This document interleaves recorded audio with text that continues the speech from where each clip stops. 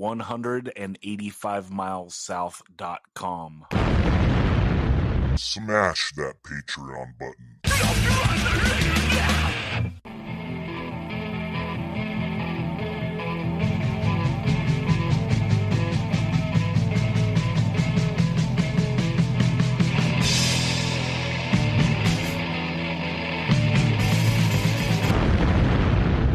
185 Miles South, a hardcore punk rock podcast.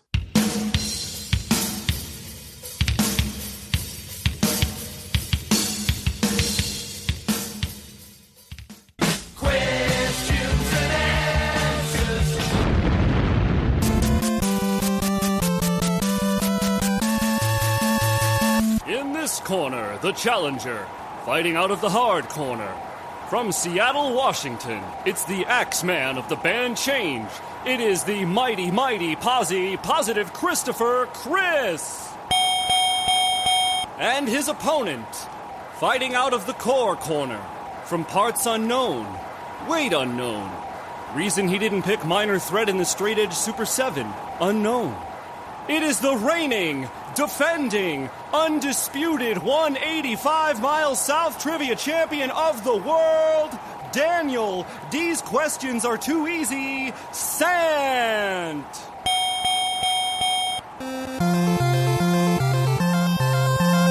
All right, and we send the first question to Posi Chris.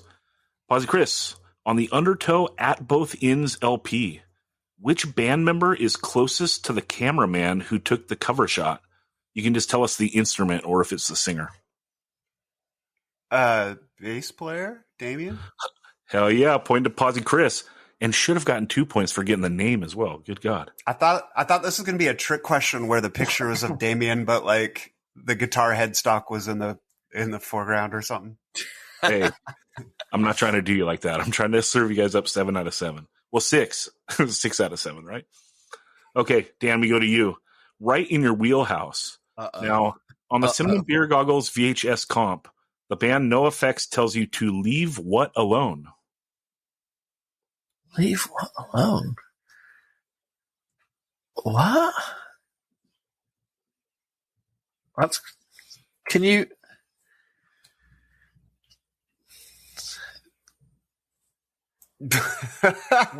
This is just like blowing my mind. Oh, okay. The question is a lot more confusing than the simplistic answer of it. A point to the champ. Holy shit! You have me like. I was thinking like, what does they say in Bob? But that's Berthold. I'm like, what is Bob leaving alone? I know he's putting alcohol aside. He worked it out, people. That's why he's the champ. All right. Chris, if a train left Los Angeles at 3 p.m. and another train left New York City at 3 p.m., and the conductor of the Los Angeles train put on the first 7-inch by Youth of Today, what record would he be listening to? Can't close my eyes. A point to Posi Chris. Love it. Love it. Word. All right. We go to Daniel for question number 2. Straight back in the wheelhouse. Now, Daniel, this one's multiple choice.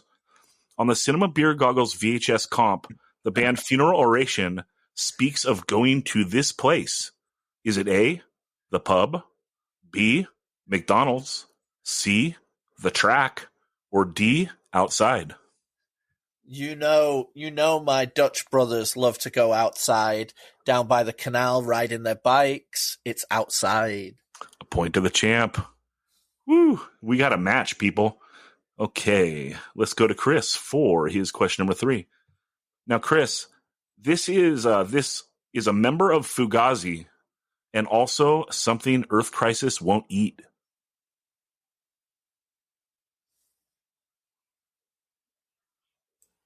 I don't know. We go to Daniel for the possible steal. Dan, a member of Fugazi, and also something Earth Crisis won't eat. Okay, so he could have also said, this is what you wear when you do Brazilian jiu-jitsu. It's a gi, as in like clarified butter in Indian cooking.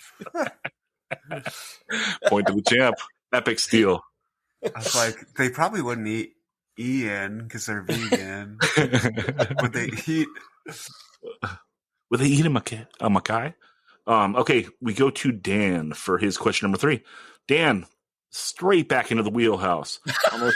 On the Cinema Beer Goggles VHS comp, the band No Fun at All's song is about what type of party? It's the beach, brah. A point to the champ. Dude, he knows. He knows. He's been studying that Cinema Birte series. I know. Hey, we're doing Absolutely. them on Patreon. And also, you got to listen along to the Patreon and enjoy listening and looking at the stage seal. That one's coming up. So I just imagine Dan putting on the Rocky montage, going into training, putting on the montage music, and then watching these videos. I feel like a Kentucky Fried Idiot. All right, we go to Chris for question number 4. Chris, on the cover of Killing Time Brightside, the cover of Killing Time Brightside shows a man peering through a crack in the door. Is he wearing glasses? Oh, man. I know there's a CK on the door. I know that's where you're going. I feel like we had that question before. We did. I'm picturing in my mind both a man with glasses and without. So I'm going to say with, because fitty. We go to Dan for the potential steal. Dan, the cover of Killing Time Brightside shows a man peering through a crack in the door. Is he wearing glasses? No, he is not. No four-eyed twerps are hanging out on the Killing Time cover. A steal for the champ. Hey, man, you need to respect people that wear glasses because they paid money to see you. Oh, that's true. That hit me right in the feels. Dan, we go to you for your question number 4. Now, on the Cinema Beer Goggles VHS comp, the singer of the band Tilt Wheel discovers what type of beverage in a dumpster? That would be a 40 ounce of malt liquor. Point to the champ. He's on a roll. He is on a roll, people. Okay, Chris, true or false? On the Beyond No Longer at Ease LP, you can tell that I was struggling for questions and I was writing them, looking at my records. True or false? On the Beyond No Longer at Ease LP cover, the Y in Beyond is taller than the other letters. I'm going to say true. Point to Posi Chris. Don't call it a comeback, people. Here we go to Dan for question number 5. Dan, on the Cinema Beer Goggles VHS comp, what extreme sport is depicted in the No Use for a Name music video? That would be snowboarding. Point to the champ. The expert on the Cinema Beer Goggles VHS. Now I'm picturing in Zach just like watching it over and over, looking for things to jot down for questions in the trivia. This is the 8th time I've watched this today. Oh, what can I? Hey, and it was a good day. How can I stump Dan? I haven't gotten to yet, Okay, here we go to Chris for his question number 6. Chris, multiple choice. On the Germs LP, which corner is the blue circle closest to? Is it the top left? A, the top left, B, top right, C, bottom left, or D, bottom right? So you can repeat the corners again? Yeah. A, top left, B, top right, C, bottom left, D, bottom right. Top right? We go to Dan for the potential steal. Dan, multiple choice. On the Germs LP, which corner is the blue circle closest to? Is it A, top left, B, top right, C, bottom left, or D, bottom right? That would be D, bottom right. Point to the champ. Another steal. Clearly, I have a photographic memory. That one's hard, dude. I wrote that and I was like, this is either going to be a no-brainer or like impossible. Because, yeah, that's wild. Anyway, sorry for doing you like that, Chris. But we go to Dan for his question number 6. Dan, true or false? The Goops song on the Cinema Beer Goggles VHS comp sucks. That would be true. A point to the champ. All right. And let's bring it in to the final round. Oops, wrong button.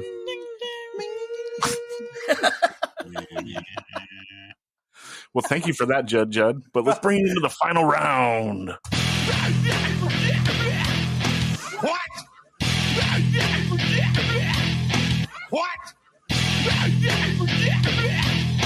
Okay. And we go to Bedge for the subtotals. We have Chris with 3 and the champion Dan Sant with 9 points. So you can wager as many or as few points as you currently have. So whooping.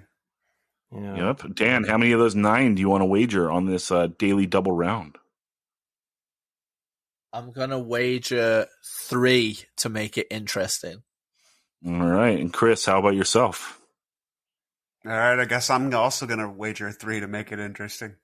Fuck. And what if we have another tiebreaker? This is going to be rough. Shout out to Andy Diehard for the first challenger to take Dan to a tiebreaker. Okay. Let's see here. Chris, we're going to go to you first. I got to hit the purple button. And here we go.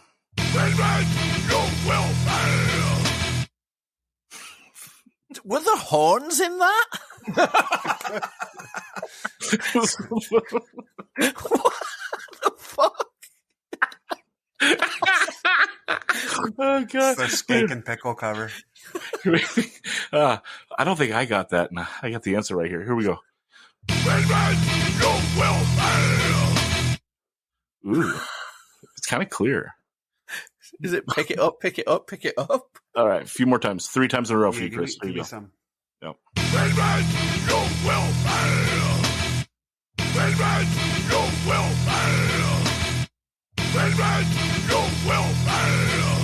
I think I've got it, but it's not my turn.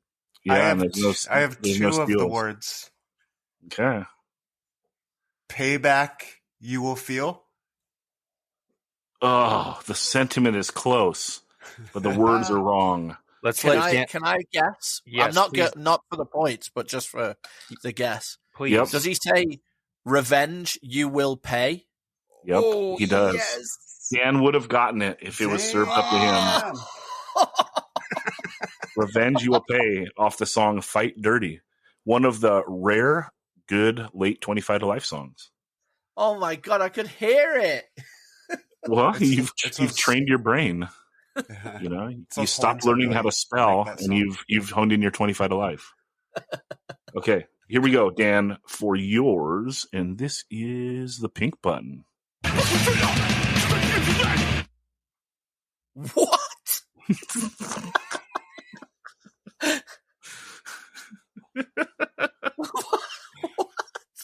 Would you like to hear it again, or are you ready to guess? Can I hear it 5 times, please? 5 times. All right, here we go.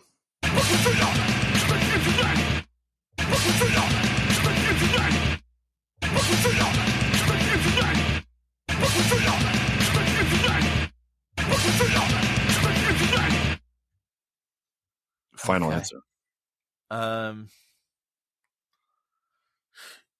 He says, "Welcome to you."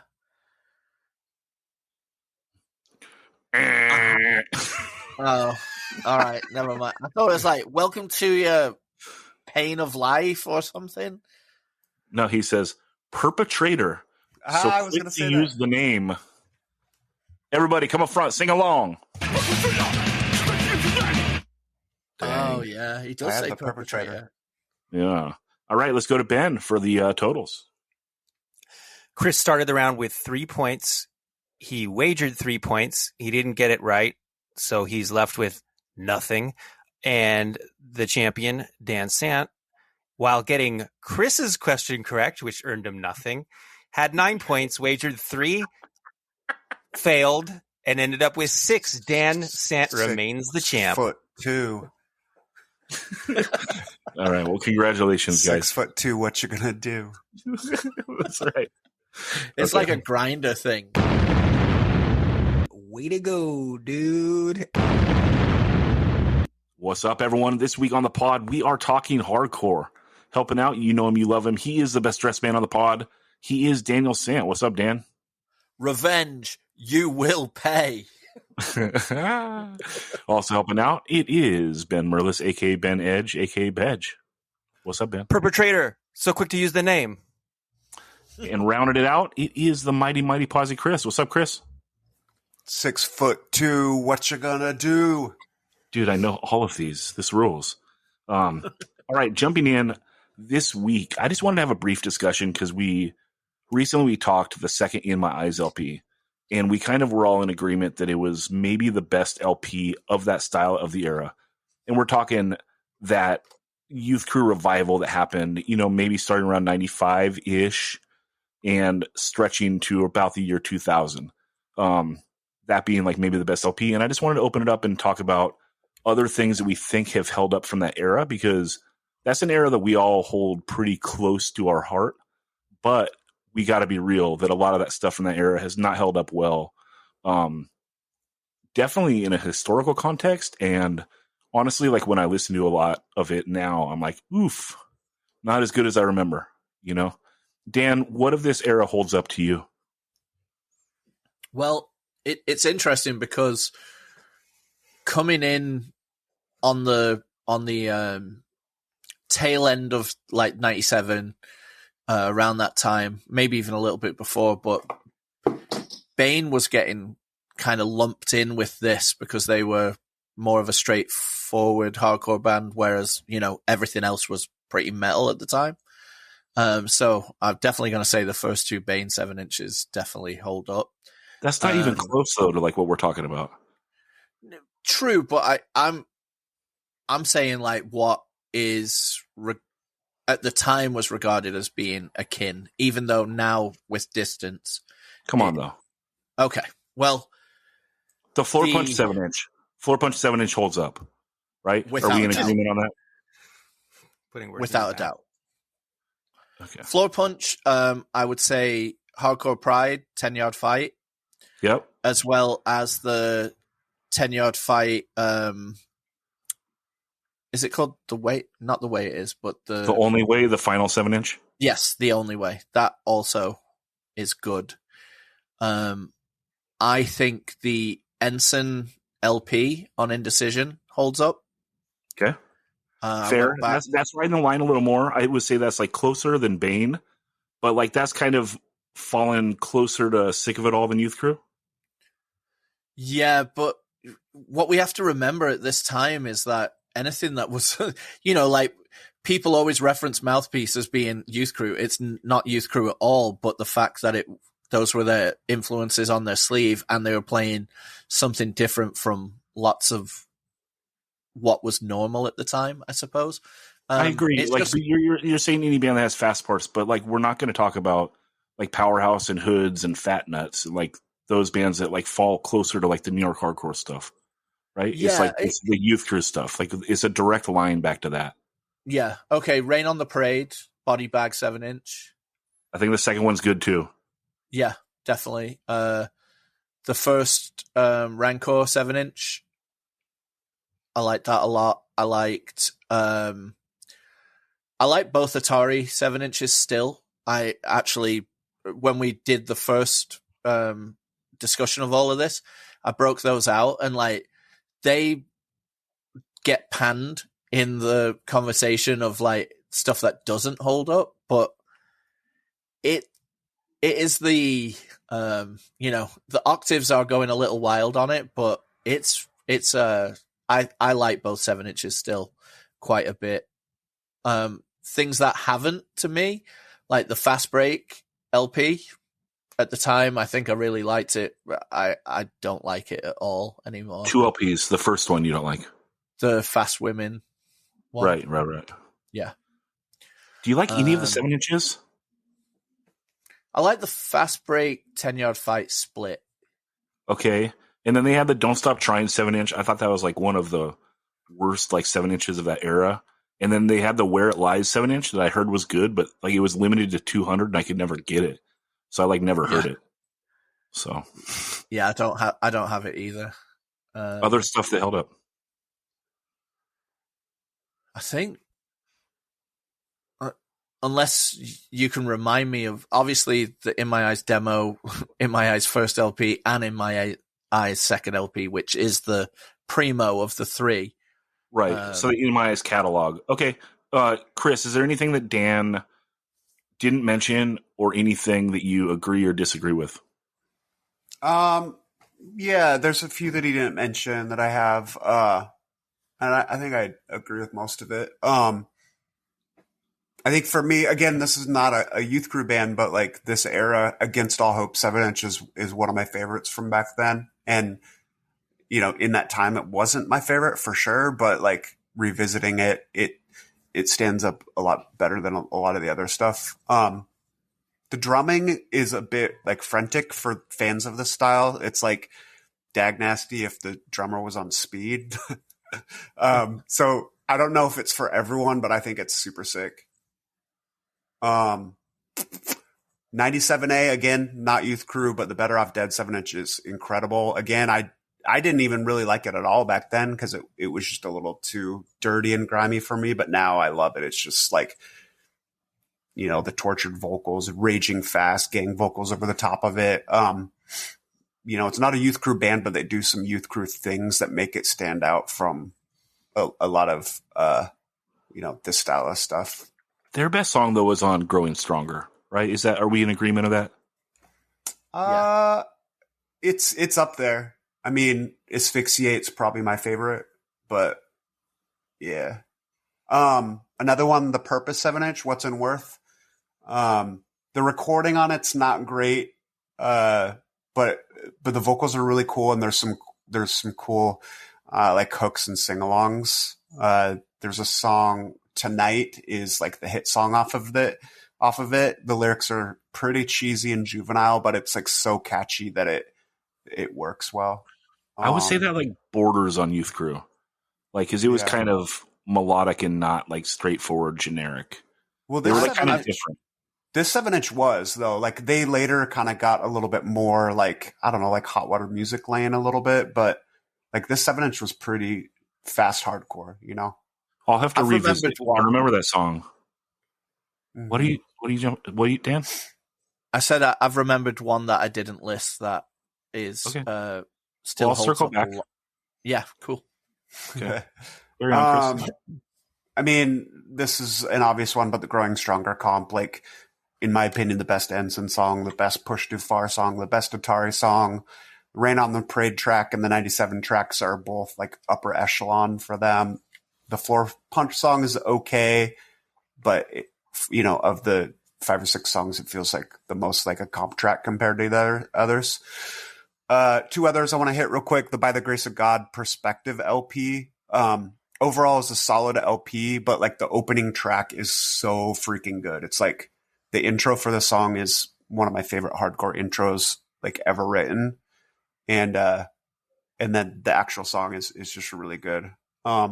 And then one that surprised me, like I didn't like it very much at all. It didn't stand out to me when I got it back in the day, but the Black Turns Green 7-inch on Positive Face. A couple years ago, and I went back and kind of listened to a bunch of 7-inches I hadn't listened to in like 20 or 30 years. That one was one that kind of surprised me how good it was revisiting it. I've never even heard of that one. That's cool. I gotta track that down. Maybe we do a collector's bargain corner on it if it's available. Yeah, sure. Yeah, there's a few that I think we haven't touched on. Of American, that Over the Line demo was really good. That got repressed on 7-inch. And then we got to go Euro with Crucial Response, the Eyeball Talking Straight 7-inch. So both of the Sportswear 7-inches, and I know Ben rides for the LP. We'll get to him in a minute. But those 2 7-inches are like 2 of my favorite pieces of hardcore. And then the second Main Strike LP, the No Passing Phase, is so good. And we should also toss in the For the Sake of Dedication comp, which is like both Euro and American hardcore. I think 10 Yard Fight's on it. But it's got all those Crucial Response bands. Let's also call out the Main Strike record was added to Spotify recently. Oh, No Passing Phase is on Spotify? Yeah, like I think it was added like last week. Okay, that's a breakthrough because like we need to start hammering on Crucial Response. They're like holding back all their music. Like even the Bandcamp, it only has like one song up from every record. It's fucking pathetic, dude. Put the music out for the people because like this shit gets forgotten to time, and it's like your fault for not like putting it out there. You know, like we want to listen to it, we want to keep it in the vernacular, and like Crucial Response put out some spectacular records, and like we want to talk them, but like I want to talk stuff that like we can refer people to and they can go and listen to it. You know what I mean? Like it kind of sucks to like talk about how dope something is and then like it's hard for people to find. So that's that. Ben, agree, disagree with anything we said and any notables that we missed? Push too far on that baby blue vinyl. That's all I got. That 7-inch sucks. I'm just kidding. the color was fucking beautiful. And the cover was beautiful. Yeah. But for real, I'm glad Dan touched on Atari because I do this thing now in my car where I intentionally listen to CDs that are not on Spotify because when else am I ever going to listen to that music? You know, the fact that it's not on Spotify, it's like I'm going out of my way to listen to this. And Atari is one of those bands, and they put out a discography CD many years ago, and it's so fucking good. And I'm going to address the sort of complaint or whatever criticism that Atari gets a lot. There were all these like post-punk and indie pop bands that played sloppy as fuck, but they were still respected. Like the Slits, for example, they just weren't very good at their instruments, but no one is saying shit about the Slits. No one is being like, yo, Viv Albertine isn't a very good guitarist, dude. Fuck that band. Like, so why is a sloppy youth crew band like Atari held to a different standard?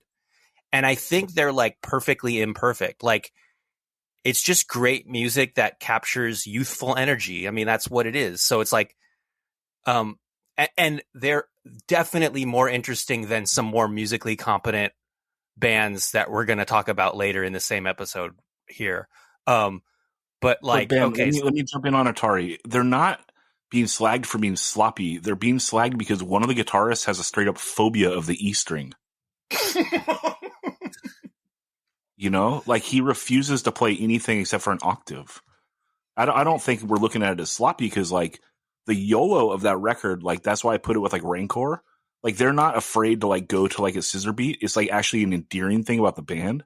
The thing that's not endearing is like the dude plays an octave like literally every second of every song. But that's, you know, like we get it, dog. But that's cool that because that's almost like this is my stance and I'm taking it. I'm going all in on this one thing.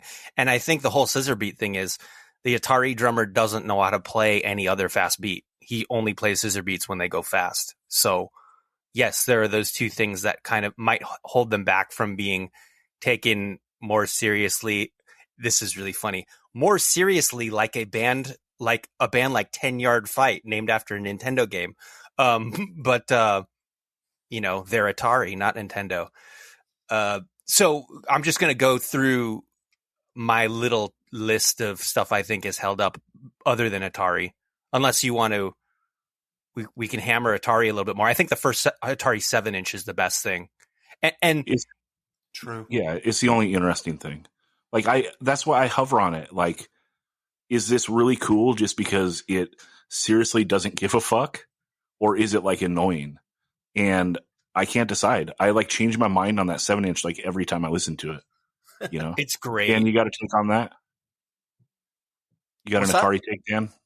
Yeah, I actually like both 7-inches, but the first one, ever since I got it, like then I've always like rode for it, and there have been lots of detractors like over time. Not as much while it was out, you know, but later on in life, like just the way things don't hold up to some people. But I really dig it, and it is an awesome signpost for what that was at the time, you know. Yeah, Chris, give your Atari take, and then let's let Ben hit his list. I love the 7-inch. I do agree with Zach, though, that I think the hate that they get is largely because of the octave. It's so octave heavy. But, you know, as Ben pointed out, I think I don't know. I don't think octaves were as big of a trope for this genre back then. And so them doing it, I think is kind of, like doing it that, I mean, obviously like Gorilla Biscuits even, was a band that did octaves a lot, but not to this degree. Like this was like them saying, hey, we really like that one part in that Gorilla Biscuit song and we're going to make our whole record like that. But I think it's tight. It's so real, dude. Okay, Ben, let's hit your list. Like you said earlier, sportswear LP, the 7-inches I think are okay, but the LP is like the creme de la creme, and it's very well recorded too. It's a perfect recording for that style of music. Fast Break, Fast Cars, Fast Women LP. This is my favorite record by them, which is funny because it's the only one that's not on Spotify as of this recording. Like even like some demo they made in 94 that I didn't know existed is on Spotify, but not like the main album that they're remembered for making. It's kind of strange. And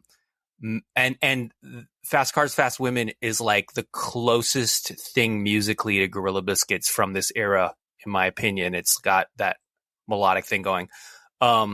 Everything by Mouthpiece, I don't know if they count because they came earlier than all these other bands, but I think that stuff still all holds up. Tiebreak 7-inch, which is on Crucial Response. This was a band from Norway and somehow is on Spotify, even though most Crucial Response stuff isn't. And they are famous in my mind, and Zach Nelson and Todd Jones's mind, for having the line, "Sooner or later the kids will fuck your ass," and also the line, I laugh you in the fucking face. I laugh you in the fucking face. And dude is cupping the mic so hard you can barely make any of the words. He's like, woof, woof. And there's like this weird echo on his voice. It's so fucking ill. Yeah. Tiebreak is the shit. And they came out with, and like, if you think like about Norway, they're coming out with around the same time as Sportswear. It's like, fuck yeah, that's like a hotbed of youth crew action. Rancor for the same reasons as Atari, everything but mainly the demo and the first 7-inch. Like the demo might actually be their best recording, which is kind of odd. Usually the demo is like a really not very well recorded thing, and then they clean things up on the records, but it's just as good, if not better, than the 7-inches. Yeah, the Rancor demo sounds good, but it's like a lot slower than the 7-inch. And I think that the endearing thing on Rancor is that like that first 7-inch, the flip the switch, it is so YOLO and cool and catchy, right? Tougher than a Tonka truck. You can't run because you're out of luck. And then like that sing along at the end, the X on my hand, me all want to take part. X on my hand will stay inside my heart. That song's actually on the demo, and it's like the 7-inch version bodies the demo version because it's like faster. And then we should also say the second Rancor 7-inch might have technically better songs, and it's still fast and good, but for some reason, like the songs just aren't as memorable. Like they're not as like catchy and hooky. So that's a weird one when like maybe the 7-inch, the second 7-inch is a technically better record, but it doesn't have the hits. It doesn't have the tracks, you know? I don't know. What do you think, Ben?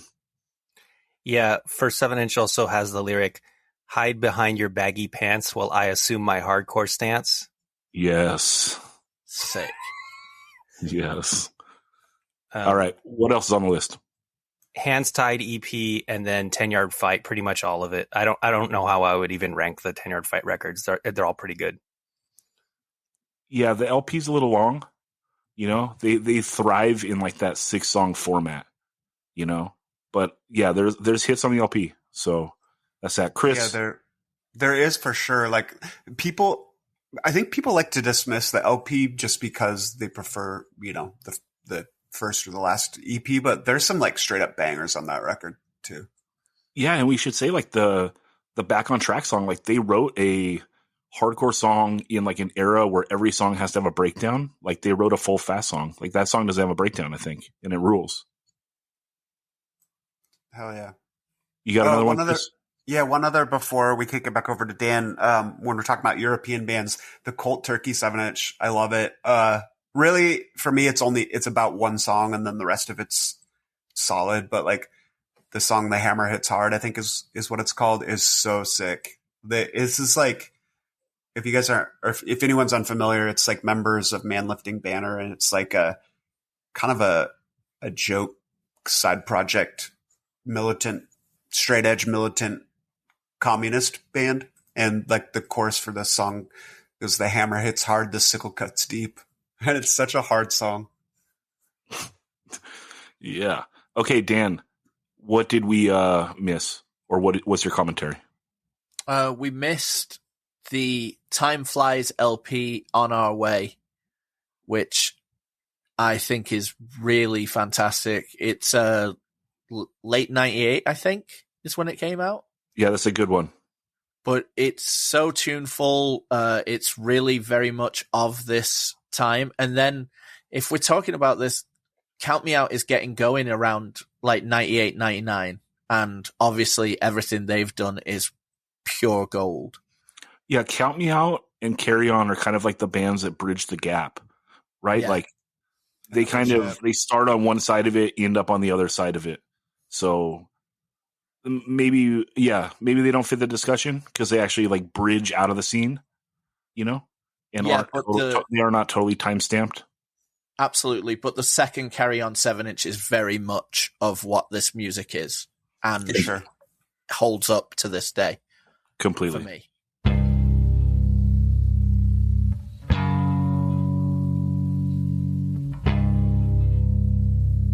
The fight lasts for hours, each ram battering the other dozens of times.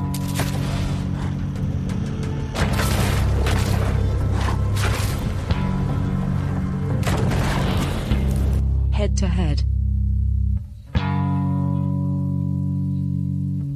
All right, continuing on from the that youth crew discussion, we're going to go head to head of two great LPs that came after that era, but harken back to that era and the original youth crew era.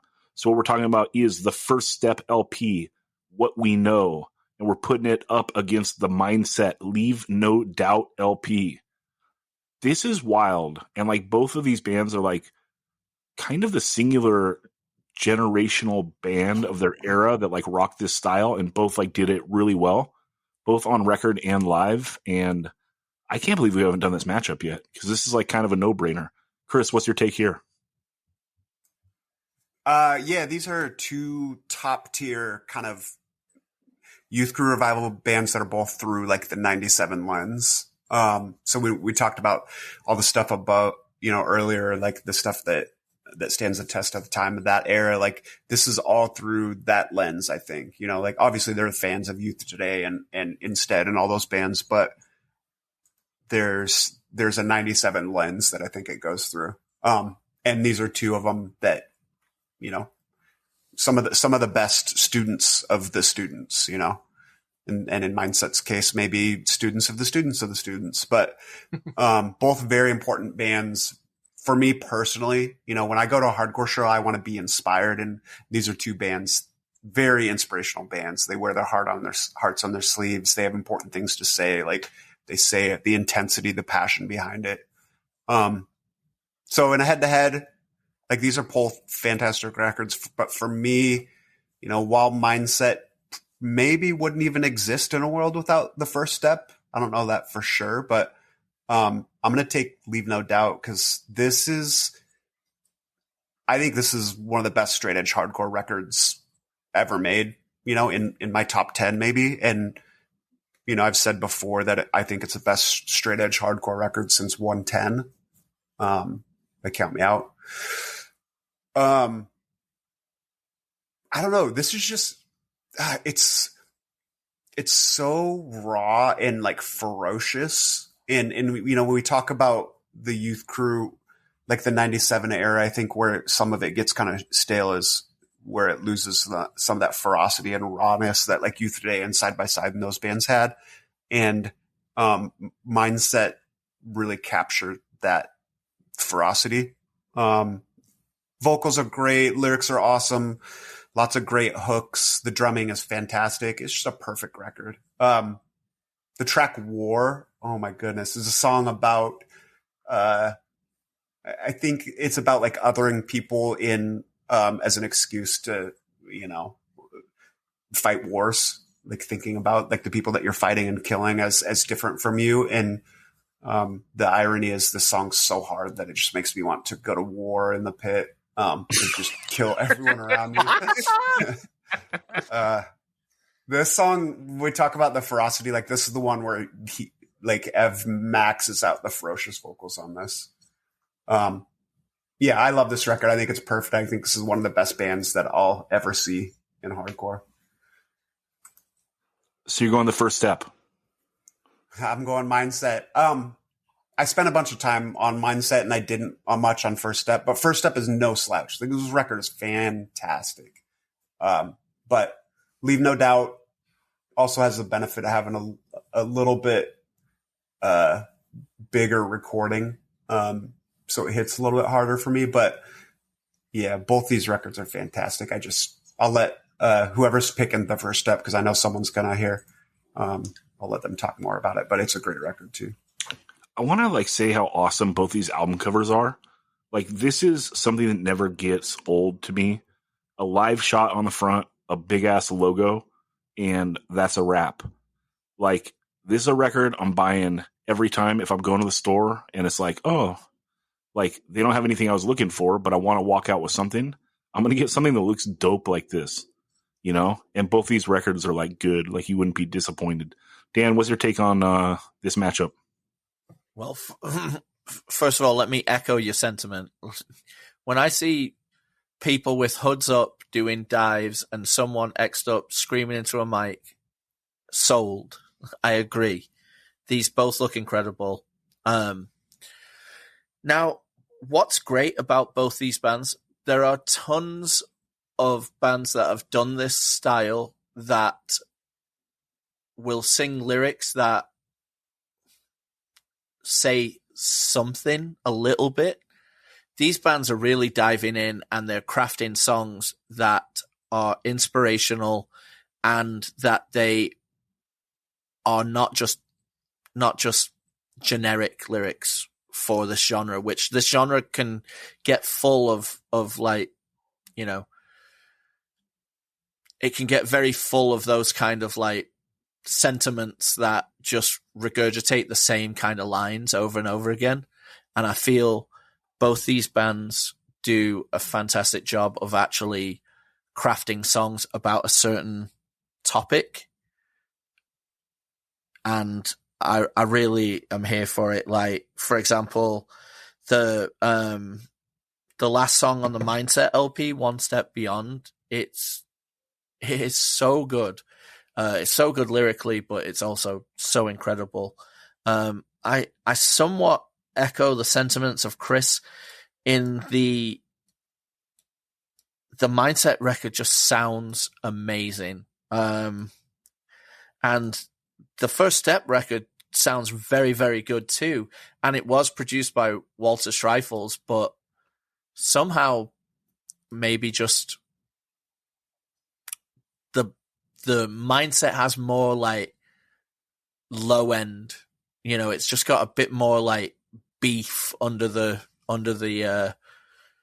surface that gives it a little nod there. But what I love about the First Step is just the sincerity. Lots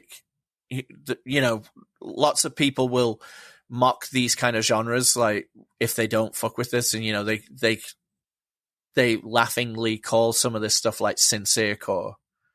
What the fuck is wrong with being sincere about what you care about and what you are trying to transmit to the world? And the First Step do that incredibly.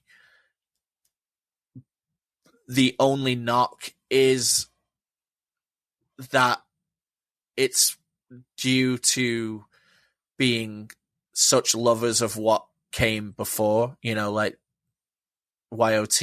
etc., that it's crafted their output in a almost a love letter to that, even though they are singing about much wider topics. But I'm going to have to give the nod to Mindset by a couple millimeters. It's very close. I really love both records, but the Mindset just has a bit more grit to it that just makes me tap into it just a little bit more. I went into this like hoping that I would choose the First Step record because I knew him, I liked him, I saw him live a ton, and we saw him like from the demo era throughout, like, and they were always great. And it's like then they added like Greg Bacon and Aram, and so it was like, okay, this is even better. Now they have like more people we know in the band, like this rules. But like, and I know Ben loves this LP, and Ben has like pretty good musical taste. I think I ride with him usually, and I like this. Okay, like on revisiting, the Mindset bodies this though, like, and it bodies it because of the drumming. The drumming on this First Step record is like, it just holds it back a tiny bit. Like, it's okay drumming. It's not spectacular. And it's just like, if you want to be a great hardcore band, you got to fucking rip. That Mindset is just a little bit faster. It's a little more like on its toes. It's a little more like hitting you in the nose. Just it's fucking good, dude. You know, like you peel back that layer of like the superficial, like straight edge, like facade, and it's just a ripping hardcore record.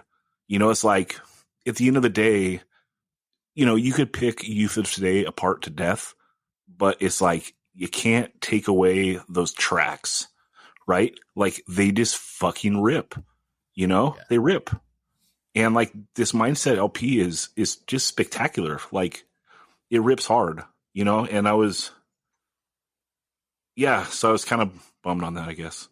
Wanted to root for the First Step, but this Mindset wins. Ben, let's get a vote for the First Step. Handle business. All right. I've talked before about how I think Mindset sounds exactly like the First Step, and my opinion has not changed. They sound so much alike, it's upsetting to me. I can't think of two bands that sound more alike ever in any genre, except maybe like a couple rappers from the 80s. And the cover art is almost the same too. It's like adding insult to injury.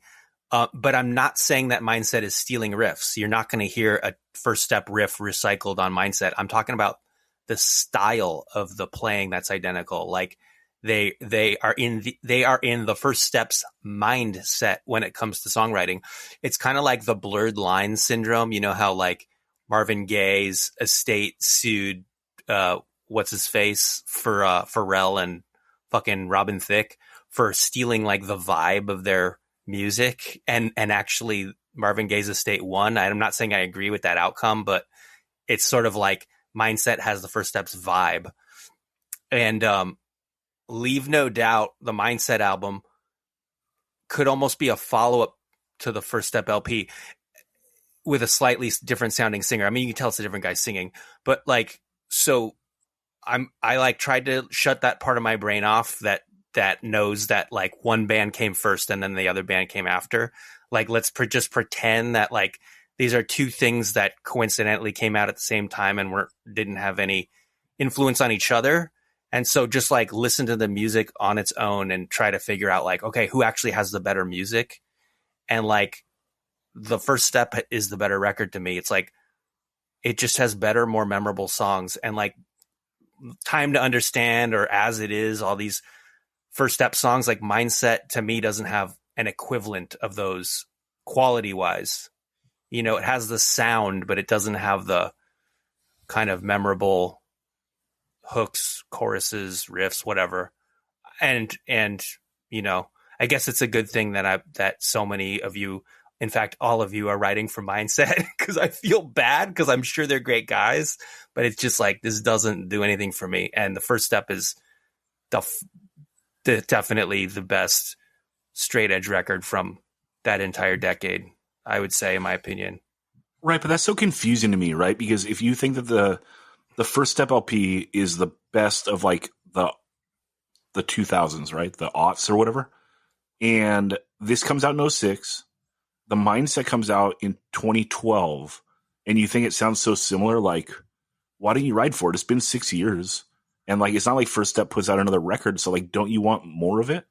Like, if Madball puts out Set It Off in 95 and that's a wrap, that's all they do, and another band puts out an album that sounds very similar in like the year 2001, like I feel like I would ride for that band. Yeah, I was gonna say.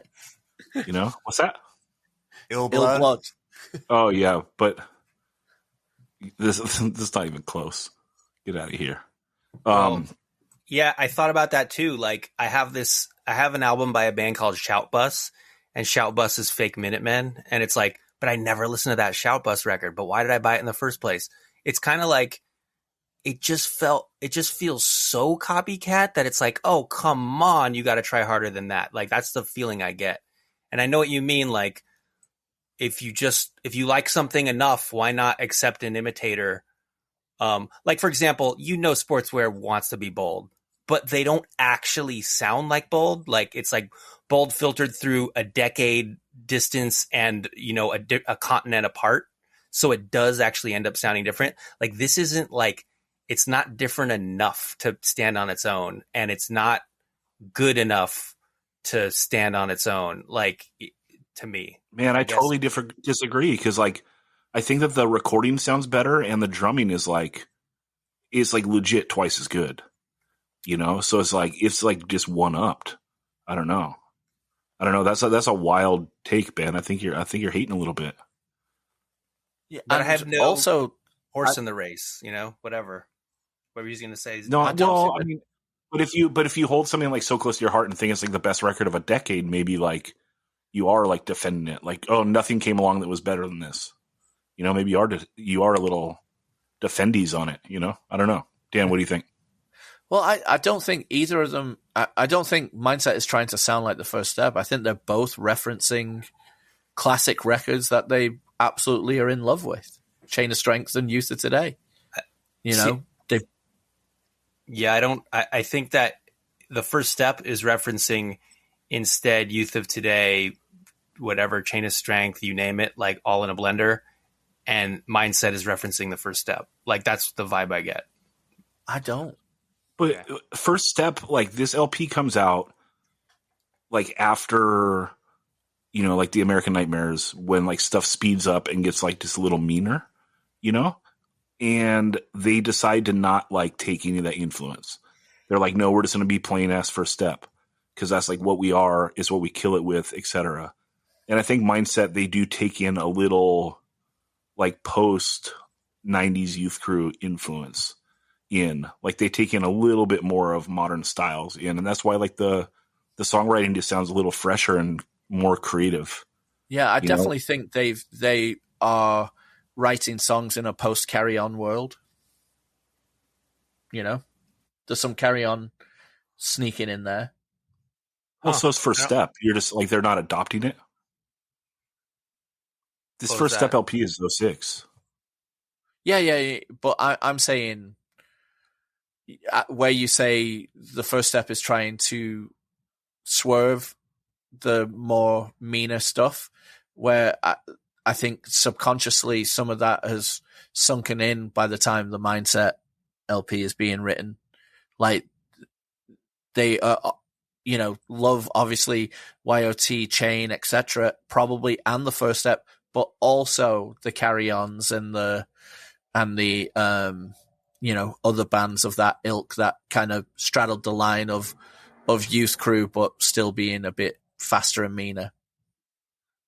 I think that's fair. Okay, 3-1 Mindset, but both these LPs are really notable because this is not an easy genre to write an LP of, right? You're talking about fast hardcore with like very little melody, if there's melody at all, like there's a little bit of melody on the last like first step song, right?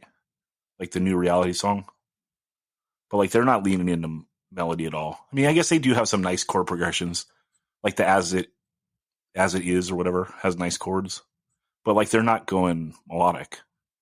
Yeah, they do a few weird things too, like on Time to Understand, that weird guitar part that's almost like atonal to the rest of the song.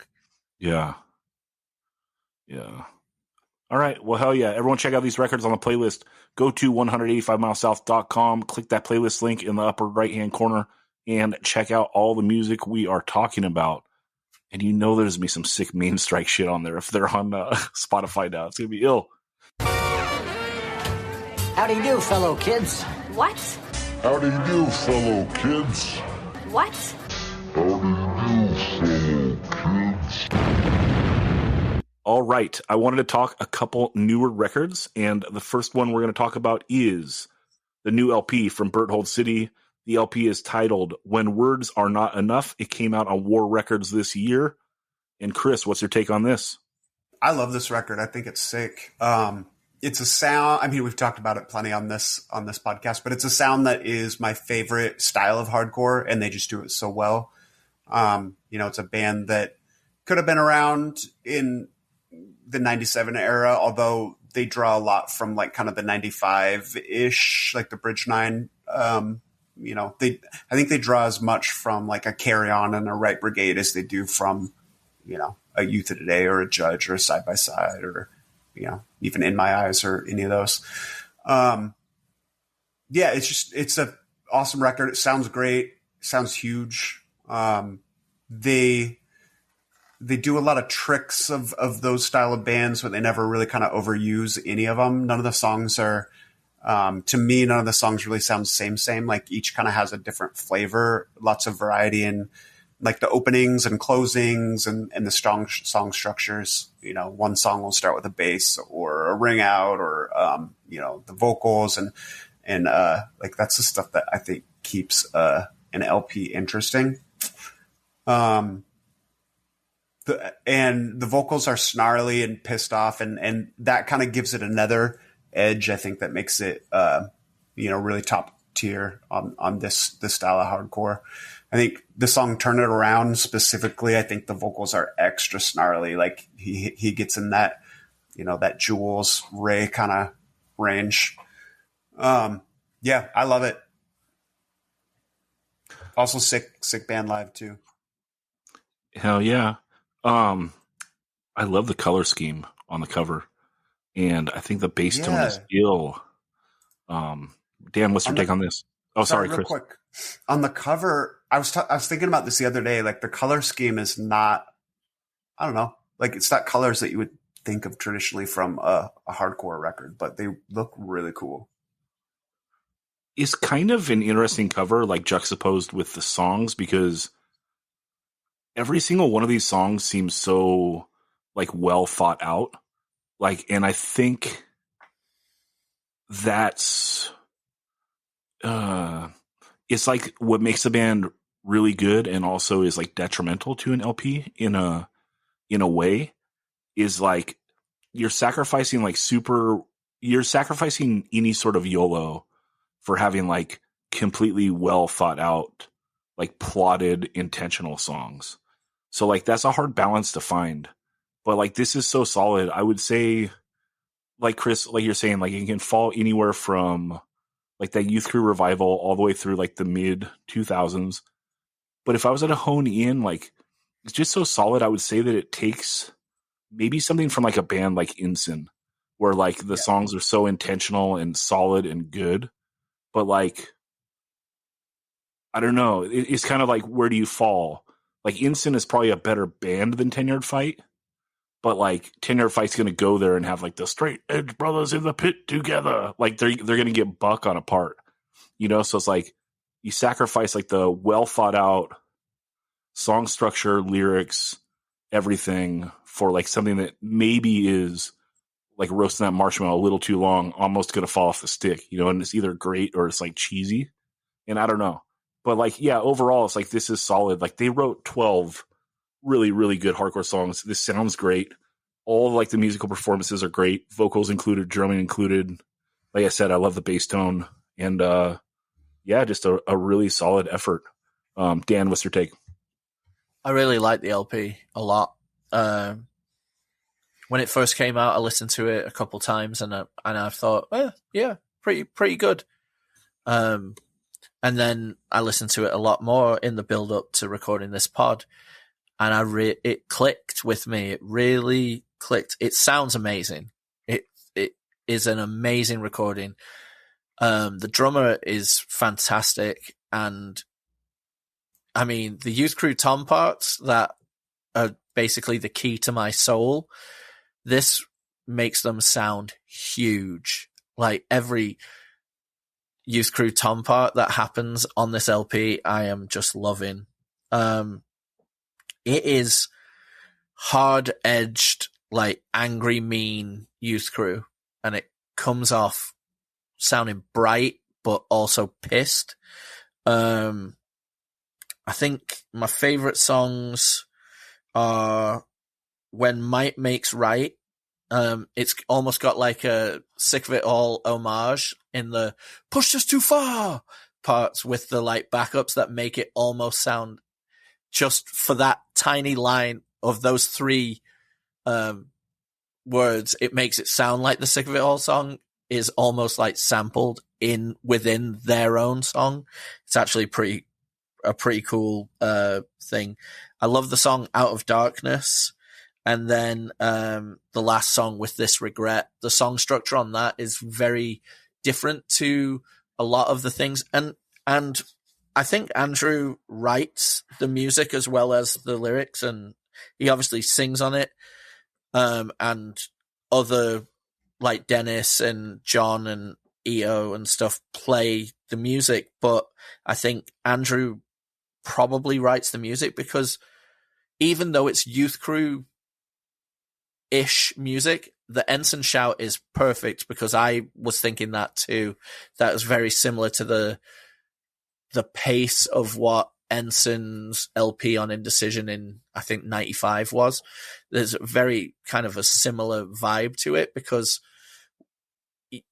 I'm bringing up that Andrew writes the music because you can hear that this is the same person that writes songs for Strife, but this is going down a different channel, but it can't help bring a little bit of that along with it, which makes, like I say, this a much harder edge, like aggressive and almost mean sounding youth crew, while the recording brings it back into the light of it being bright and positive. It's really good. My only complaint, if I was going to have any complaint about it, is that I would have loved the songs to channel into actual, I don't know, deeper topics, perhaps. And maybe I'm not gleaning, the lyrics don't come along with the Spotify, and I haven't got the record yet. But the lyrical fodder is very, I won't say it's not generic, but it is commonplace. And I would love to have heard a few songs that made me like prick my ears up and go, whoa, what is that about? You know, or is this about something, you know, maybe political or something of today or something, you know, but that's only with limited time with the LP. So maybe, you know, that's not fair, but that would be my one criticism with it. But I upon first hearing this when it first came out, I didn't think I would like it as much as I do right now upon my first few listens. And I really do like it a lot now.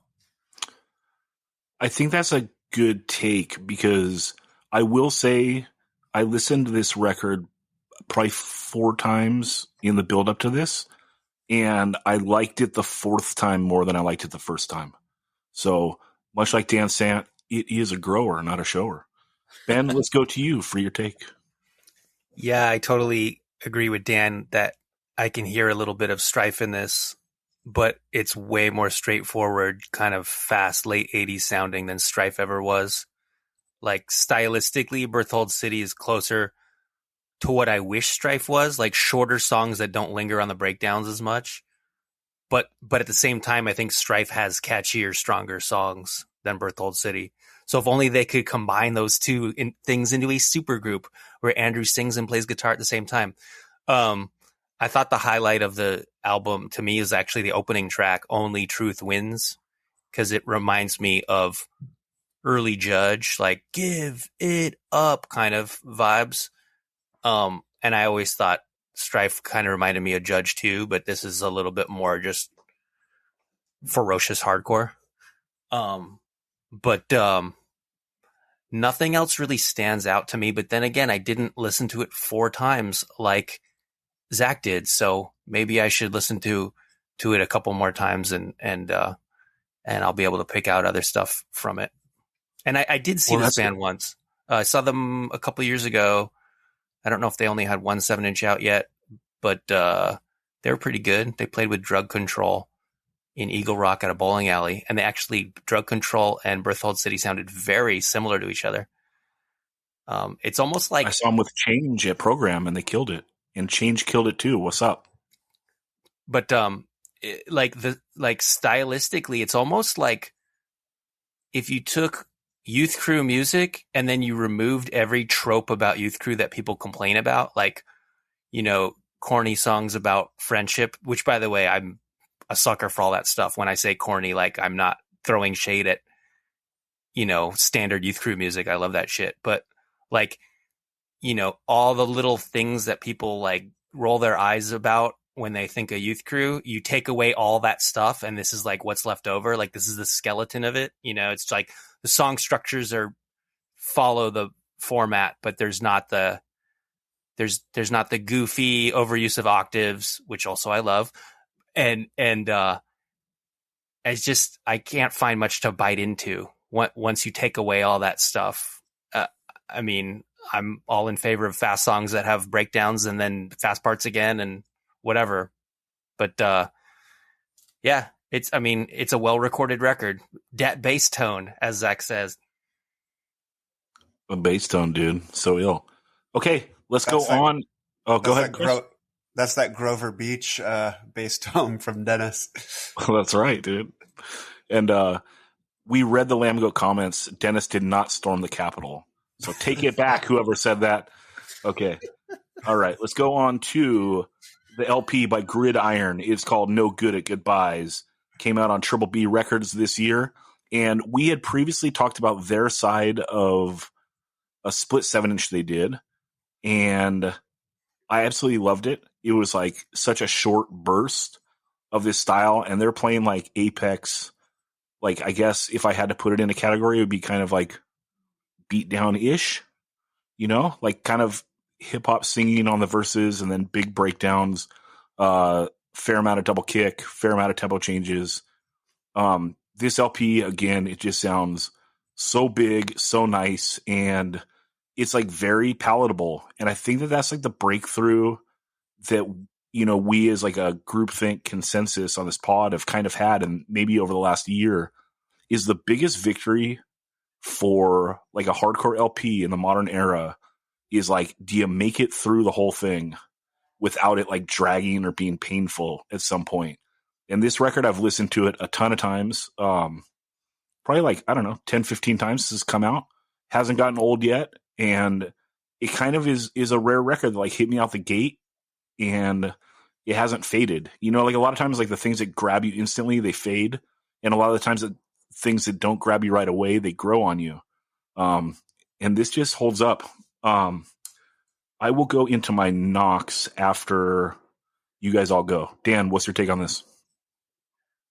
What makes this really palatable is that the vocals are not buried in the middle of the music, like a lot of some of this genre will happen, where you're like, you know, the vocalist seems like he's fighting for, or they are fighting for, you know, equal audibility, whereas this is really present up top, and clear and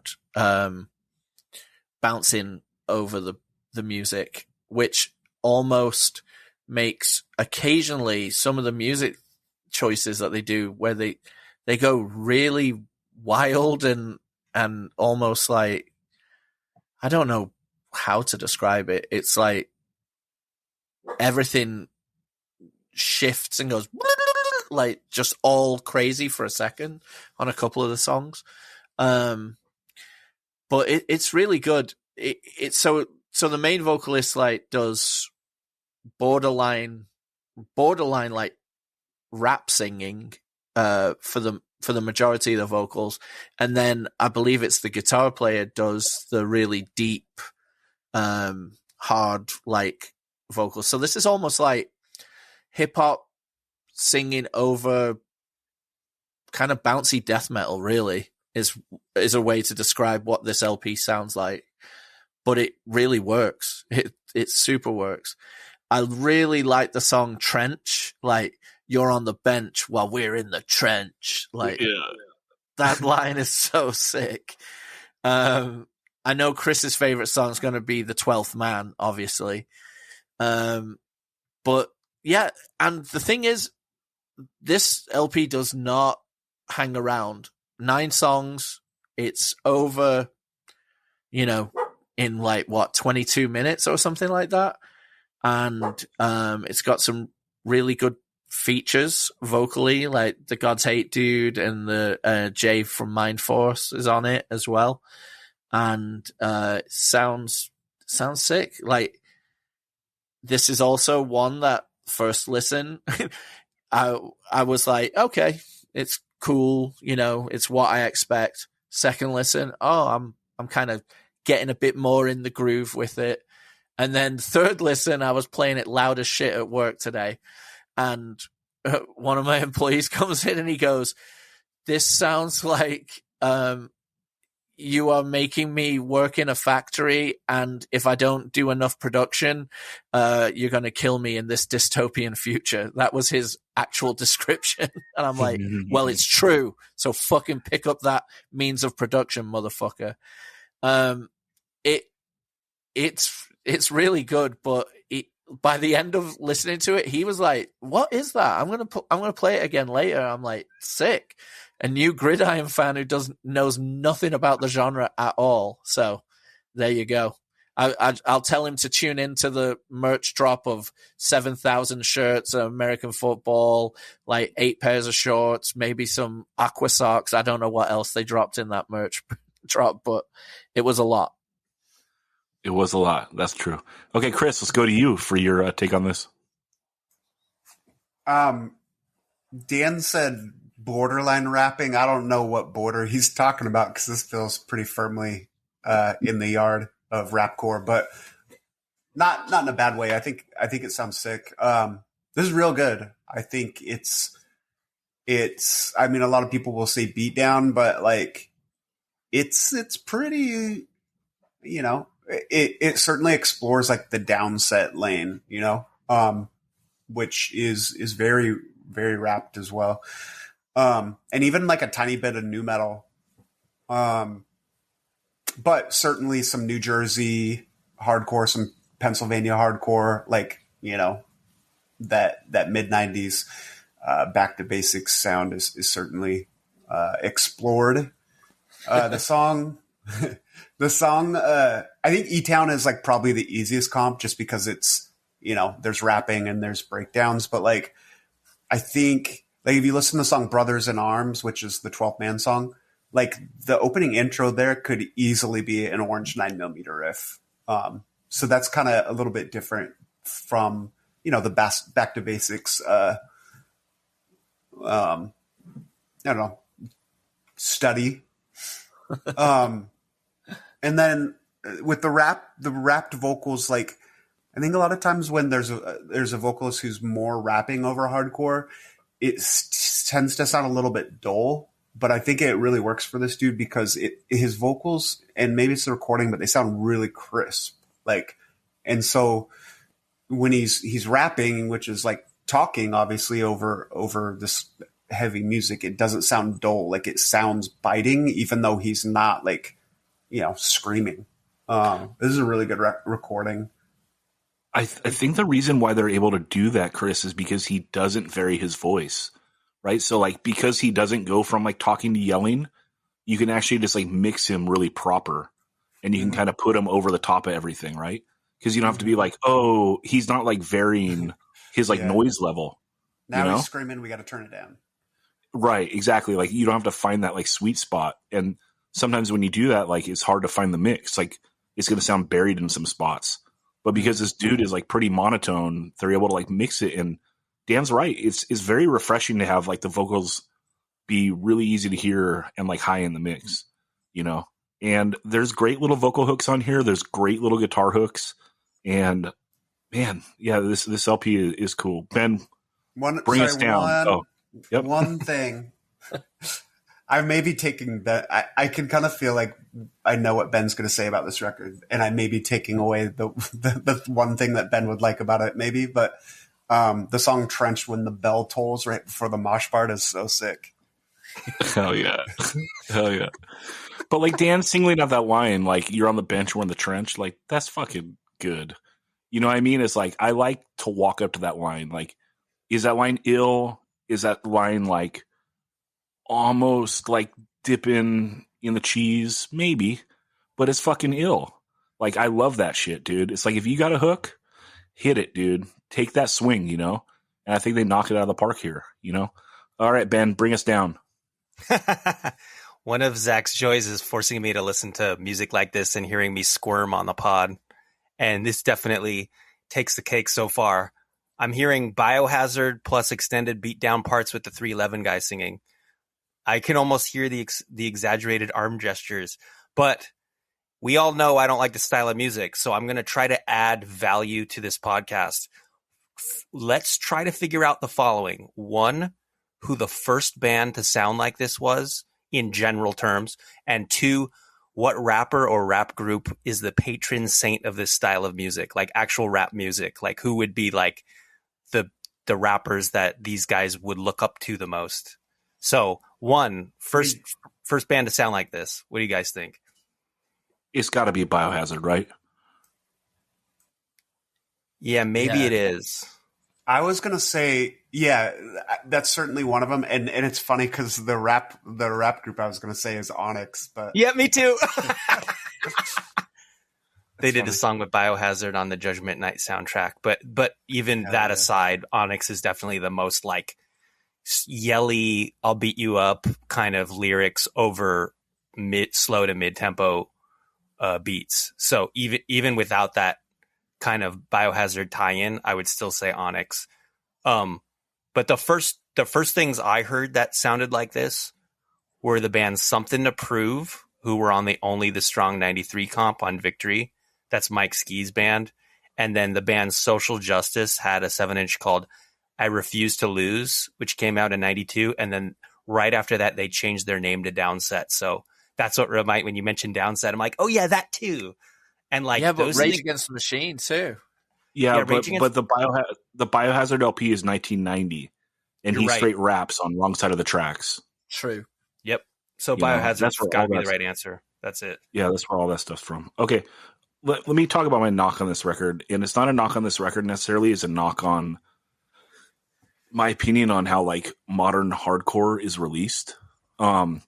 And I don't have the right answer. Like a lot of things are confusing. I don't know the way to put things out. And obviously like the record labels know better than me. So I'm going to bitch right now and take it with a grain of salt. But as a listener, like the way that bands release singles is cool because like we want the music sooner than later, right? So it's like, give us some music that's great. But the problem is like, here you have a record. It's like, what is it, Dan? It's 9 songs? Yeah. Yeah, 9 songs. And they put out singles of like the first song and the third song. And one of the later songs on the record is like off something else as well, I think. So it's like, I put on this record, I'm excited for it, but it's like, I already know the first song. And so it's like the second song's new and it's like, oh, that's sick. But then I know the third song too. And so like, it kind of cuts up the record in a way where I'm not getting a whole fresh piece of music. And so it's like kind of hard to get super excited about, you know, like, and again, that's just like nonsensical bitching and maybe like me wanting nostalgia of like, you know, I bought the Hatebreed CD, like the Satisfaction is the Death of Desire, like the day it came out. Like there wasn't a single that I had that came out before that. So like, I remember the excitement of like, I can't believe this is how I'm going to listen to it. And every song is like hearing it for the first time. You know what I mean? And a lot of like my favorite records is like you go buy something, you put it on, everything is like hearing it for the first time.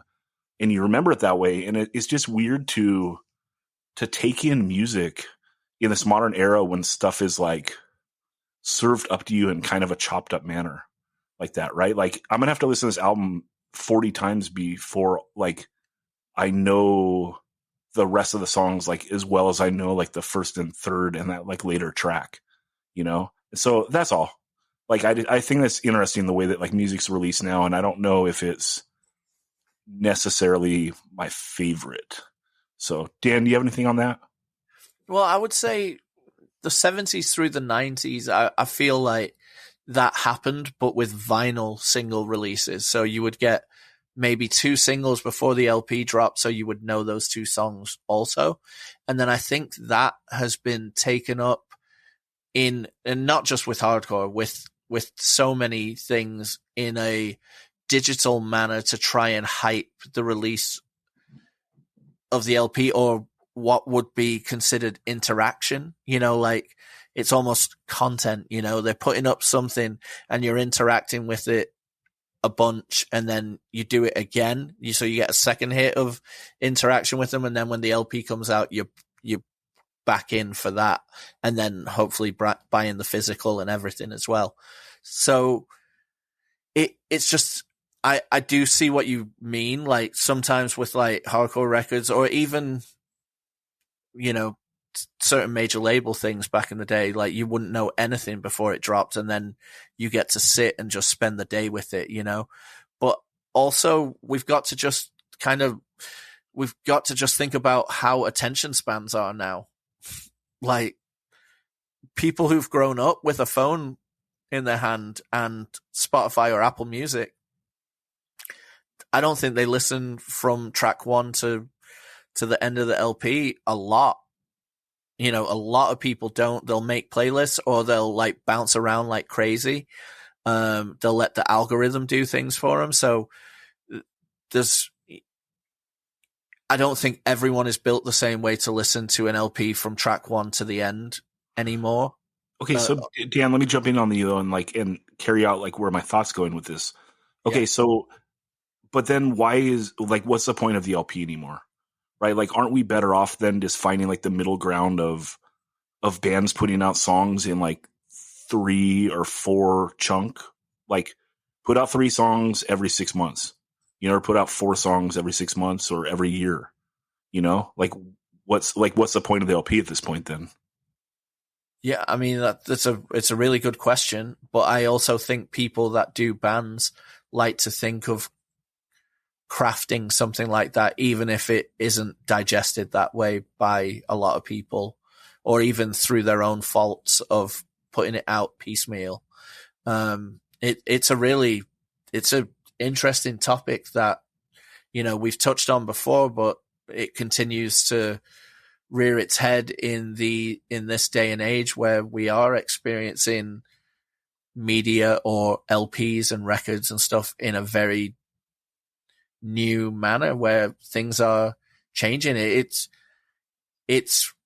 you know, full on the social animal of hardcore moving and evolving and maybe devolving, maybe, you know, whatever way you want to look at it, but it is a moving, changing animal. Whether that's aping the outside music industry or the outside way things are, you know, digested, but you bring up some really interesting points, and it totally makes me really think about it. I tend to go, when I listen to, you know, the great thing is the podcast also makes us become hyper focused on certain records when we want to talk about them. But in general, I tend to listen to, especially when I'm listening to music digitally, I listen to the beginning of the album to the very end a lot. But I know lots of people, especially from working with some younger people, that don't do that at all. Well, that's what I'm saying. I think we should dive into this as a bigger topic at some point. We can all think on it and come up with some ideas. But let me toss one back to you again, Dan. Like, think about a band like Tsunami, right? Like, they're doing exactly what I'm talking about. They haven't been hindered at all. They're a band that came out of nowhere, and now they're like, you know, every show top, like close to top of the bill or top of the bill. Their downloads are crazy. You know, they're like, what benefit does Tsunami have from putting out an LP opposed to like just doing what they're doing and putting out 4 songs every year, you know? Yeah. I mean, and it is very much working because they capture your attention by releasing 2 songs here, 4 songs here, 1 song here, you know, because you're like almost fiending for it and you can't get enough by the end of it. It's like that Mind Force EP, Chopping Swords, right? Swinging Swords, Chopping Lords. So Yes, good. exactly. Perfect. Those 4 songs is like, that was the perfect follow-up to Excalibur, right? Like they wrote like one of the greatest LPs in the last 20 years. And then like they followed it up kind of soon, but they just hit it with 4 songs. It's like so perfect. And all 4 of those songs are fucking awesome. And we wanted more by the end of listening to those 4 songs. Yeah, but I like, again, it's like, their next output, it's like, obviously I want them to do whatever they want to do, but it's like, if I have the choice of 4 bangers, like Swinging Swords, Chopping Lords, or like maybe their next LP isn't as good as Excalibur, and it's like, God damn, there's 4 hits on there and like some filler, I'm taking those 4 songs every day. Oh yeah, definitely. You know, Chris, do you have a take on this at all? No, not really. I mean, I can see both sides. Like, I personally I like it when people have singles ahead of an LP because then it gives you something to grab onto as you're listening to it, you know? Something familiar to kind of like break up all the new. So I kind of like that. It's just hard because like this record, like, you know, the first song on the record is the one I was the most familiar with. So it's like when I get the new record, it's like I almost want to skip the first song, and that's fucking weird. Yeah. You know, and then you have like the scenarios like the One Step Closer LP, like the single they put out, in my opinion, was like above and beyond the best song on the record. You know, so it's like kind of the rest of the record is like chasing it. You know, and you have the other side too, where like the Akulu, they put out like a single that like is maybe not representative of the record. And so like that was a nice surprise because it was like, ooh, they kind of they put out like a bridge track. And it's like the rest of the LP is like spectacular. And that song fits so well in the context of the LP, but maybe it's not a single. You know, like, I don't know. I don't know. Yeah, I don't like having the first song be one of the singles or something you're familiar with because I agree with you there. It feels like too much like, okay, I just put on something that I already know. Like, I like having it a little bit later just so that you're like, okay, I can get like 2 or 3 new songs in and then, oh, here's one that I'm familiar with, you know? Yeah, that's fair. Pick it up. Ben, do you have a quick take on this? I'm trying to figure it out myself right now because my band Surprise Vacation wrote 10 or 11 new songs and we're going to record soon. And we just are already debating internally on how these songs should be presented to the world. We just haven't reached a verdict. So it's good to hear, you know, you guys hash it out about, you know, is it even worth making albums anymore? I mean, we're recording essentially an album's worth of material, but should it be presented as an album? I just don't know. It's so weird. Yeah. And definitely I've been in that situation where an album comes out on Spotify and I'm like, well, they already teased like 4 of these songs, but that's like Dan said, and I'm glad he said it, like going back to the 50s, the 60s, the 70s, you'd have 80s, 90s, you have singles in advance of the album. That's just how albums get sold. I mean, that's just the part of the machinery of getting people to care about enough to buy an album is to tease out songs in advance of them. And even Fat Records in the late 90s, early 2000s used to do this thing where they'd put out like a 4-song CD EP 2 months in advance of the album, and it would have maybe 2 songs from that would be on the album and 2 that wouldn't. So you'd have to buy both to have every song, but it really was a way to sell the album a couple months later. That was the purpose of it. Right. But that harkens back directly to like those old school singles where it's like, okay, the single track, yeah, is going to make the LP, but like you got some B-sides. Yeah. So anyway, all right on. That'll be a conversation for another day. And everyone, give us your input. Like, what do you think? Like, how do you want to consume music? You know, it's a really interesting thing to think about in like this modern era.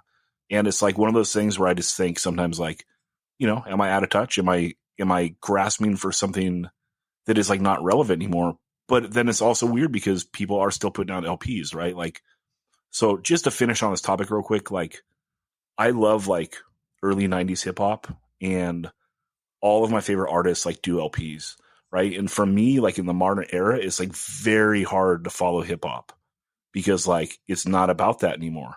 You know what I mean? So again, it's just another style that does like another thing, and it's like, where does hardcore fit in? Where should it fit in?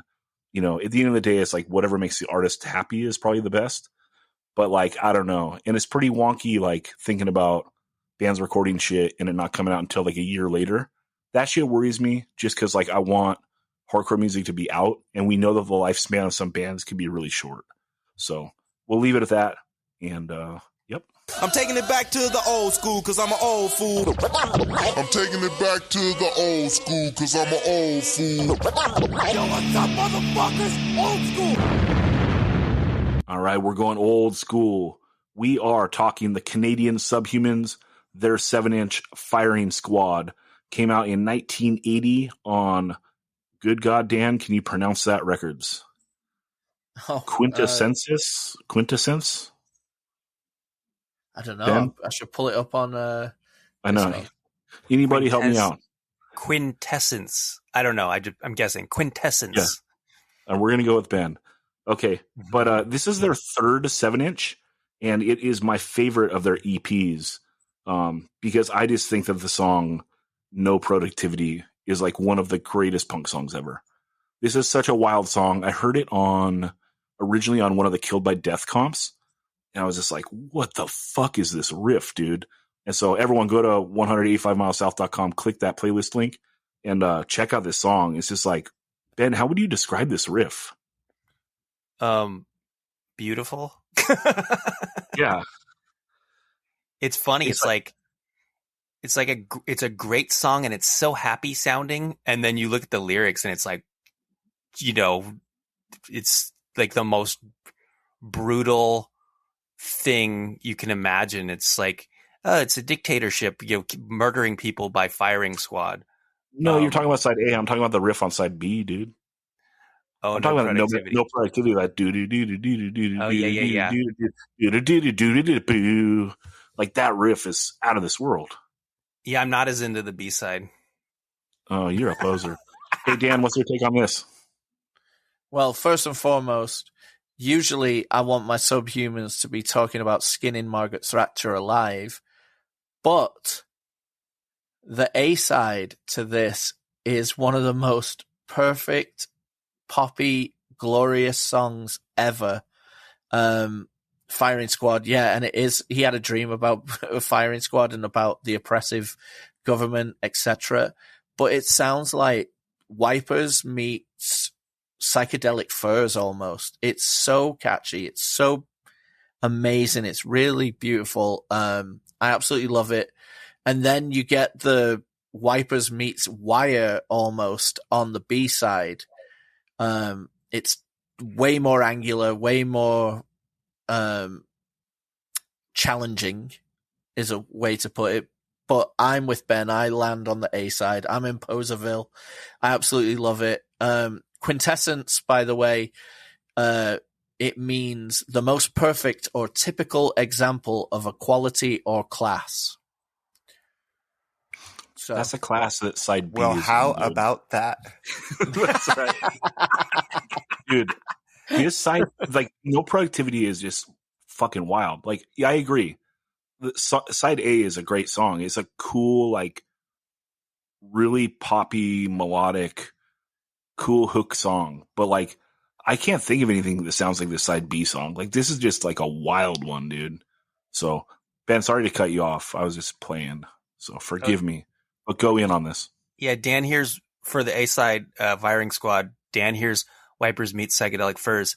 I hear like breezy, surfy, melodic Orange County punk from the same era, you know, circa 79, 80. Like, there like truly was a West Coast sound at the time that extended thousands of miles from Southern California to British Columbia.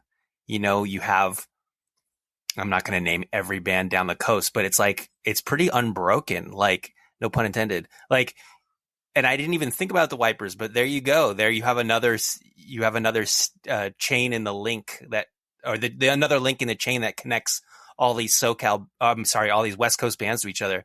I actually wrote a thing about the Subhumans, Canadian Subhumans, for the big article I did. I'm just going to read a couple sentences from it because this is helpful. So some Canadian Subhumans came out of British Columbia. They came out of this town called Burnaby, which is actually 30 minutes away from downtown Vancouver. So you it's very similar to LA, where you have all these bands actually coming out of the suburbs and not like the city center. And so this band called the Skulls, which they came out in like 1977, and they were dudes who were like hard rock fanatics who saw the Ramones play, and then they're like, fuck it, we're punk rockers now. They completely were converted overnight. And they split up the following year, and the people in that band, the Skulls, Joey Shithead, who forms DOA right after that, and then Brian Wimpy, who forms the Subhumans. So you have this kind of like this band that starts that whole scene, and they break off into Subhumans and DOA. And then I wrote, Subhumans played raw-sounding hyper-political songs like Oh Canada and the Pro-Red Brigade's Death of the Sickoids. Bassist Jerry Useless Hanna was ultimately convicted of conspiring to rob an armored truck in the early 80s to help fund Canadian revolutionary group Direct Action. Still, the Subhumans also found time to play numbers such as Slave to My Dick, the kind of tune that would never be sung by a puritanical punk band like Crass. So you have hyper-political, but you also have, fun, I guess what Pops would call fart rock, like kind of in one unit. And man, Firing Squad might be the best, might be the high point of this whole band. Yeah, other than No Productivity. And and that song Behind Your Smile, that song's fucking ill. I think it's on one of the LPs. Chris, what's your take on this? Well, my take, I know we're not doing a side A versus side B on this, but Poserville, Population 3, because I think Firing Squad bodies No Productivity. I think first off, this is a band that was for many years a pretty big blind spot for me, because I just always assumed that this was the UK band, and just a record that I never visited because I didn't really explore that Subhumans entire catalog, and just assumed this was, something in there that I wouldn't check out. But it's really good. Firing Squad is my favorite of any of their songs. I like how Dan described No Productivity as angular, challenging. It's a little bit different, a little bit weird. Firing Squad is just a catchy, like, it's the antithesis of like challenging. It's like, so like it grabs you instantly. Like this is a song that I think you could put up, you could put this on a playlist with like Cockspur hit and a Blitz hit and Stiff Little Fingers or Wipers or whoever, like, the top tier, the A tier punk bands of all time. And this song would not be, a dip in quality from any of those. And like, how many bands in the world, like the history of the world, can say that they've written a song that good? So that's pretty impressive. Fun fact, dude. So I'm looking at the second 7-inch, which is their self-titled one that came out on the same label in 1979, produced by Bob Rock of Metallica Black Album fame. Yeah. Bob Rock did a lot of early Vancouver area punk, and a lot of early Vancouver area punk is really, really good. And when I went through the Quintessence catalog on Discogs today, most of it is on that label, and it kind of mostly leans, a lot of it leans very melodic, which makes sense for, Firing Squad. It fits right in. Like a couple other bands I really like from that scene are the Modernettes, the Young Canadians, who started out as the K-Tells. They changed their name to the Young Canadians, and the Pointed Sticks. Those would be like the three I'd point people to, other than like DOA and Subhumans. Hell yeah, dude. Put some respect on the Pointed Sticks. Dan, final thoughts on this and the episode in general? Okay. Well, I just want to know, do you think Bob Rock had a therapist in studio while recording that second 7-inch. I'm really glad we talked about this 7-inch because, you've pushed me to listen to them, from time to time, and I have. But Firing Squad, man, that got under my skin, like, in the best possible way. And so now I want to really dive in a lot more with them, I'm like Chris, usually my Subhumans are on the other side of the Atlantic.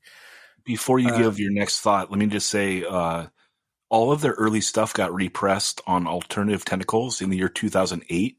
It's on an LP compilation called Death Was Too Kind. So if you people listening out there dig these 2 songs on the playlist, that's a good LP to grab. You can find like bootlegs of their early shit, or you can pay out the ass for the early singles, but they're all there on that Death Was Too Kind record. So check that out. And back to you, Dan. Sick. And they also do a Death Threat cover, Dead at Birth, apparently. Yeah. So, sick.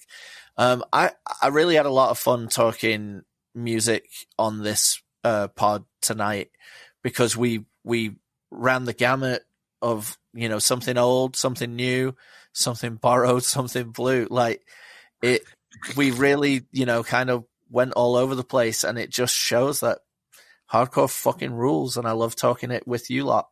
And I love when the people who listen to the podcast get in touch and, make a comment on Instagram or throw a DM to you or me or anyone and just reaching out and like continuing the conversation or like suggesting something else to listen to or asking about something we talked about. I absolutely love it all. So, that's why the pod lives in my heart. I really love it. Chris, final thoughts. I just want to echo everything Dan said. He said it beautifully, and I don't really have much to add to it. I think, I love talking about hardcore with you guys, and I love the comments, and, people want to engage. That's sick too. Because we're not hardcore experts. Like, we're not like, we're not here to tell you what's good. We're just here to talk about stuff that we love. And if you like listen to it and check it out and love it too, then that's sick. Like, I don't know. That's what I'm about. Dude, 100% not experts, right? We're not Although tastemakers. I don't ever want to be a tastemaker either. The one energy that I would like to put out into the world from this podcast, though, is that we ride for punk and hardcore. And when something gets presented to me, I want it to succeed. And so, like, I don't ever want to be a person that when stuff gets presented to me, I'm looking for a way to blow it off, right? Like, that's what I hate. That's fucking lazy, Like, I don't want to be dismissive of bands or records or genres or any of that. Like, I want to ride for hardcore. It's like a big, beautiful beast. I love all of it. Like, I love proto-punk all the way through, like, this Gridiron LP. I ride for all of it. It's the greatest music in the fucking world. So that's that. Ben, let's go to you. Final thoughts. Yeah, it just occurred to me something I really think we should do is a head-to-head Canadian Subhuman 7-inch, not this one, so that we can talk about, a different one just to cover all bases, versus a UK Subhuman 7-inch. And I think people will dig that because, or maybe even the first Canadian Subhumans LP versus the first UK Subhumans LP. I don't know, whatever. We'll figure it out. But I think that would be kind of a cool thing because, people love to say, these two bands with the same name, which one is better? Of course, people naturally are going to do that. So I think that would be fun to do a head-to-head. And yes, of course, we all love talking about hardcore. Well, Ben, yeah. We'll do Subhumans versus Subhumans, and we'll do Death Threat versus Death Threat. What's up? Ben, Dan, go ahead, wrap it up, and let the people know where they can find you. Okay. I was just going to say that episode will be called The Day Canada Died, not The Country. You can find me on Instagram at Southpaw Instagrammer. Chris, where can people find you? Chris Williams 51 on Twitter and Instagram. Ben, where can the people find you? Instagram at Cold Chillin' Book. Everyone, you can get at me. Gmail's the best way, 185 miles south at gmail.com. I respond to everyone. The DMs get a little rougher, but I'm on Instagram, 185 miles south. I think I'm the same on Twitter, but I just use it as a news aggregator. I'm not on there very much. And then also Zach Retaliate Instagram. And Retaliate is the best on Instagram. We'll see everyone May 1st in Oxnard. What's up? And everyone will talk to you again next Monday.